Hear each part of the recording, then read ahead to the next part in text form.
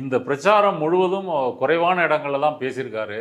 ஆனால் அந்த குறைவான இடங்களில் உருவாக்கின கருத்து தான் தூய சக்தி, ஊழல் லஞ்சம்லாம் இல்லாதவன், அதிமுக ஊழல் சக்தி, திமுக தீய சக்தி, மன்னராட்சி, இப்படி திரும்ப திரும்ப பேசிட்டு இன்றைக்கு அந்த ஊழல் சக்திகள்கிட்ட போய் மண்டியிட்டு அந்த வாக்குகளை வெக்கம் இல்லாமல் வாங்கியிருக்கிறார்.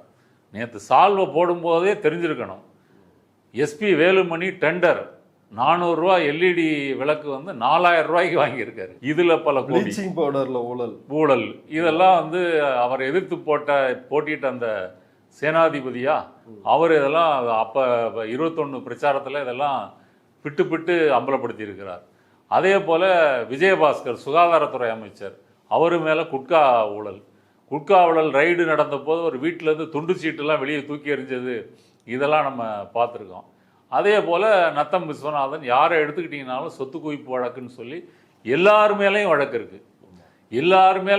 இருக்குது. ஊழல் சக்தின்னு சொல்லியிருக்கீங்க. பகிரங்கமாக இப்படி குற்றம் சாட்டப்பட்டவர்கள், நீங்கள் நியாயமாக என்ன சொல்லியிருக்கணும்? நீங்கள் ஆட்சிக்கு வந்த பிறகு திமுக இவர்கள் மேல் சரியாக நடவடிக்கை எடுக்கவில்லை, நீதிமன்றத்தில் குற்றப்பத்திரிகையெல்லாம் தாக்கல் செய்து தண்டனை வாங்கி கொடுக்கவில்லை, நான் வந்தால் யாராக இருந்தாலும் சரி, திமுகவாக இருந்தாலும் சரி அதிமுகவாக இருந்தாலும் இந்த சட்ட நடவடிக்கைகளை துரிதப்படுத்தி தண்டனை வாங்கி தந்திருப்பேன் அப்படின்னு சொல்கிறதுக்கு பதிலாக ஒரு வெக்கமான சூடு சொரணை இல்லாமல் அந்த வாக்குகளை எனக்கு எம்எல்ஏ சீட்டு தான் முக்கியம் அப்படின்னு சொல்லி வாங்கியிருக்கார் இல்லையா?